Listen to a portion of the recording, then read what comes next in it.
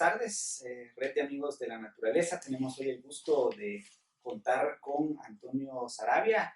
Él es boliviano de nacionalidad, pero actualmente vive en Estados Unidos y se desempeña como profesor de economía y investigador del Centro de Investigación sobre Política Pública y Capitalismo. Gracias, Antonio, por el espacio que nos ofreces.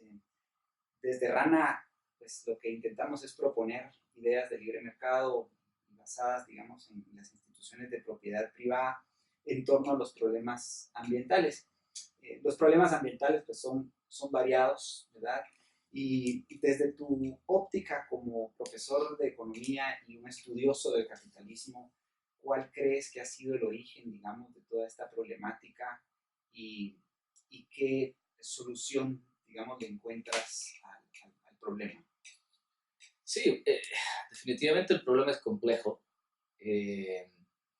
porque en capitalismo y en una sociedad libre en que los mercados asignan recursos, todo funciona muy bien cuando los derechos de propiedad están claramente asignados. El problema del medio ambiente es precisamente ese, que los derechos de propiedad no están claramente asignados. Lo que se llama en economía son los commons, estos recursos comunes. Y en algunos casos es tremendamente difícil, hay muchos costos de transacción en asignar esos recursos, en darles una propiedad privada. Entonces ahí surge el problema y obviamente hay varias formas de atacarlo. Una de las formas es dejar que, por ejemplo, un planificador social, el gobierno, decida, tome la propiedad de estos espacios que no se pueden asignar privadamente y este gobierno decida qué se va a hacer y qué se no va a hacer con ese recurso. Hay otras soluciones que son más de libre mercado que dicen, bueno, sí, el gobierno lo va a asignar, pero se lo va a vender pedacito a pedacito a cada una de las personas. Un enfoque mixto. Un enfoque mixto. Y pues ese es el gran debate en la política ambiental. Mi visión desde el Centro de Capitalismo en Mercer University, lo que queremos hacer es ir un poquito más atrás. Es decir, a ver, espérate, existe un problema ambiental porque no se han hecho los derechos privados, pero es importante preguntarnos si este es un problema para todos. Porque el problema que nosotros vemos es que hay un porcentaje de la población que cree que este es un problema que le afecta o le va a afectar a futuras generaciones, pero hay otro porcentaje que dice, está bien, pero a mí me interesa producir y esa producción puede contaminar. Entonces, el momento en que colectivizamos una de estas respuestas, obligamos a la otra a someterse a esa dictadura de la mayoría, vamos a decir. Y ahí hay coerción, ya hay, digamos, imposición de legislación y todos estos efectos. Exactamente. Entonces, en el espíritu hayekiano, que uno me puede criticar legítimamente, que es un espíritu muy teórico, pero en el espíritu hayekiano uno debería ponerse a pensar en ese paso anterior, si deberíamos colectivizar una respuesta y por lo tanto tratar de resolverla de esa manera. Claro, claro. Como justamente ahora que hablas de Hayek, Hayek pone, digamos, el tema del conocimiento como un elemento clave, digamos, en torno al final de las decisiones que podríamos tomar. Sí. Y generalmente damos por sentado que es el gobierno quien debe de administrar, o la mayoría cree que es esa primera alternativa que mencionabas, que es la más conveniente.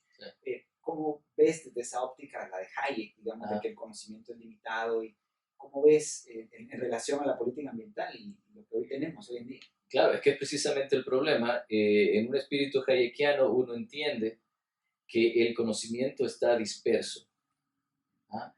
Y que un planificador central va a serle muy difícil entender lo que necesita cada uno de los individuos. A lo sumo podrá entender lo que necesita, lo que le digan las encuestas que la mayoría necesita. Y tomará acciones en base a esa información limitada, con muchos problemas, etcétera, etcétera. Entonces, aún suponiendo que este planificador social sea benevolente y que de verdad tenga en su espíritu mejorar los problemas de la sociedad, aún así este planificador social va a actuar con información limitada, con información que es estática, es decir, que eso va a ir cambiando en el tiempo. Entonces, un espíritu hayekiano, uno dice, no, mejor no, porque así vamos a tomar las decisiones equivocadas y mejor dejemos que sea la sociedad, el libre mercado, decisiones chiquitas de cada uno, que hagan esa porque el conocimiento está disperso. Y esa organización social es posible. Es posible en la medida qué condiciones deben existir para que esos arreglos privados Sí. puedan existir, Antonio. ¿Es necesario el rol del gobierno? ¿Qué rol debiese tener en ese caso? Pues es lo que Hayek habla del orden espontáneo, ¿no? El orden espontáneo en el que los agentes privados van a negociar voluntariamente las diferentes soluciones a sus diferentes problemas particulares. El rol, de un sistema judicial, vamos a decir, es definir derechos de propiedad y enforzarlos. ¿No? Y ese es, digamos, el único requisito que uno necesita para que el orden espontáneo surja. Entonces ahí volvemos al problema de la política ambiental y por eso es que estamos donde estamos, porque esos derechos de propiedad en estos problemas grandes de la capa de ozono y qué sé yo, son muy difíciles de asignar.